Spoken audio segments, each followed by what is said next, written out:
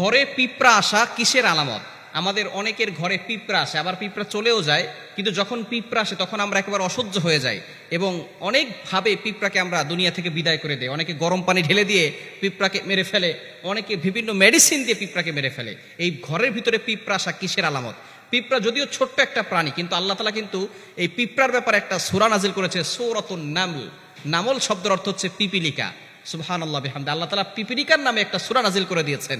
এবং সুলাইমান আলাইহিস সালাম যখন তিনি বাচ্চা ছিলেন তখন এই পিপিলিকার একটা ঘটনা আল্লাহ কোরআনে বলে দিয়েছেন। কোরআন খুলেন 19 নম্বর পারা 17 নম্বর পৃষ্ঠার 2-3 নম্বর লাইন, সূরাতুন নামলের 18-19 নম্বর আয়াত আল্লাহ বলছেন, হাত্তা ইদা আতাউ আলা ওয়াদিন নাম ক্বালাত নামলাতু ইয়া আইয়ুহান নামলু দুখুলু মাসাকিনাকুম লা ইয়াহতিমান্নাকুম সুলাইমান ওয়া জুনুদুহু ওয়া হুম লা ইয়াশউরুন।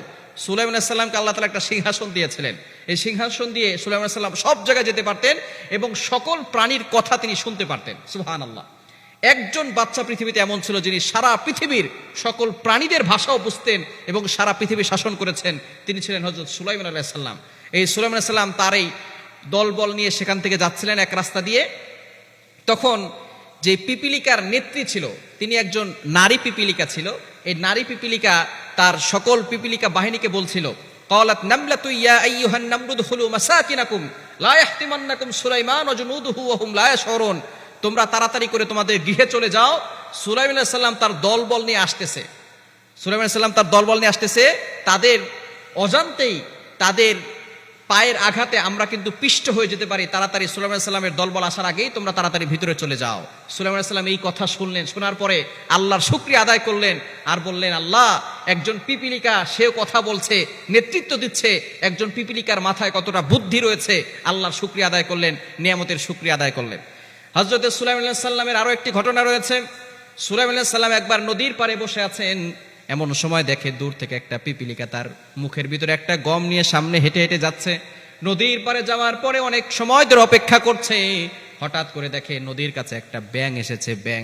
ব্যাঙ আসার পরে পিপিলিকাটা তার মুখের ভিতরে গম নিয়ে সেই ব্যাঙের মুখের ভিতরে ঢুকে গেছে।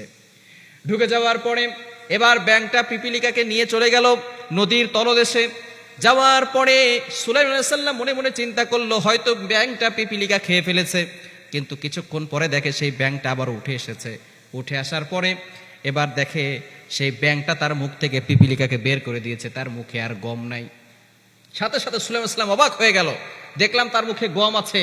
আবার ব্যাঙের পেটের ভিতরে ঢুকে গেছে, মুখের ভিতরে ঢুকলো। আবার দেখলাম ব্যাঙ কিছুক্ষণ পরে আবার সেই পিপিলিকাকে নামিয়ে দিল। এর কাহিনী কি?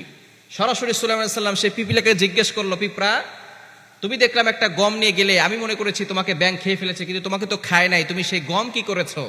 এবার পিপিলিকা জবাব দিচ্ছে, আল্লাহর পয়গম্বর, আমাকে আল্লাহ তাআলা একটা দায়িত্ব দিয়েছেন।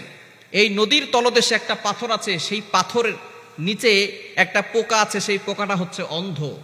আল্লাহ পাক রব্বুল আলামিন আমাকে অর্ডার দিয়েছে 3 বেলা তার জন্য আমি একটা গম করে নিয়ে যাব, এবং আমাকে সাহায্য করার জন্য আল্লাহ তাআলা ব্যাঙকে পাঠিয়েছেন। সেই ব্যাঙ আমাকে নিয়ে যাচ্ছে এবং আমরা দুইজনে মিলে তার জন্য খাবার, সেই গমটা তার জন্য এক বেলার খাবার দিয়ে আসি।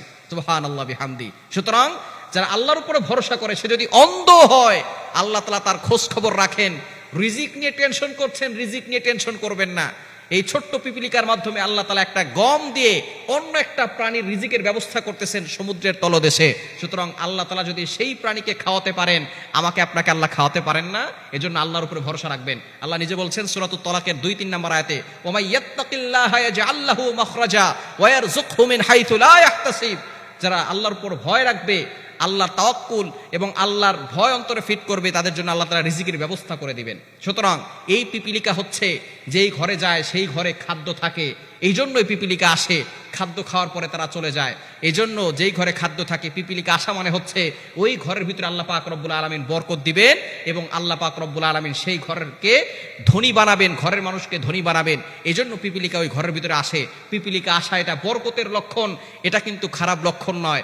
বরকত নিয়ে পিপিলিকা আসে। এই পিঁপড়াকে যদি আপনাকে ক্ষতি করে তাহলে আপনি মারতে পারবেন, যদি ক্ষতি না করে তাহলে পিপিলিকাকে আঘাত করবেন না। এটাও আল্লাহর প্রাণী। আল্লাহর কোনো প্রাণীকে ক্ষতি যদি না করে তাহলে আপনি আক্রমণ করবেন না।